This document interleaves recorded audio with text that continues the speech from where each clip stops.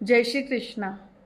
कार्तिक मास के अंतर्गत जिन वृक्षों की, जिन पौधों की हमें पूजन करनी चाहिए, उसकी आज मैं आपको व्याख्या करती हूँ। सर्वप्रथम तुलसी। हमको तुलसी की पूजन इस कार्तिक मास में करना चाहिए, क्योंकि एक तो तुलसी विवाह भी इस कार्तिक मास के अंतर्गत कार्तिक मास के शुक्ल पक्ष की एकादशी को हुआ था।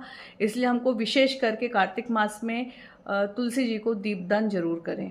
इसके पश्चात आप यह करें कि जो आपके आसपास जो कदम का वृक्ष हो, कदम के वृक्ष की भी पूजा करें, वहाँ पे भी जाके दीपदान करें, क्योंकि भगवान ने कदम के वृक्ष पे ही बैठ कर के इसी कार्तिक मास के अंतर्गत चीरहरण लीला करी थी।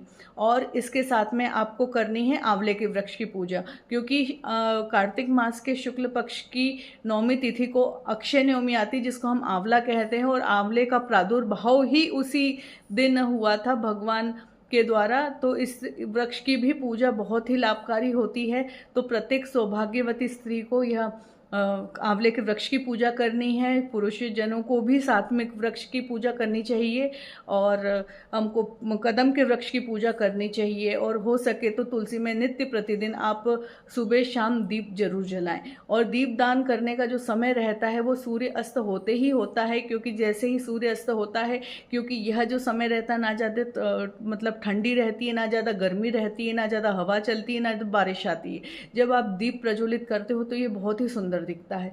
अब मैं अपनी वाणी को विराम करती हूँ, फिर एक नए विषय को लेके आऊँगी। और जितनों भी अगर मेरा चैनल सब्सक्राइब नहीं किया है तो डॉक्टर विद्याश्री चैनल और स्वस्तिक परिवार, ये हमारा दो चैनल हैं, आप इसको सब्सक्राइब करें। इस पर आपको और भी ज्ञानवर्धक बातें, आपको ज्ञान प्राप्त मिलतेगा।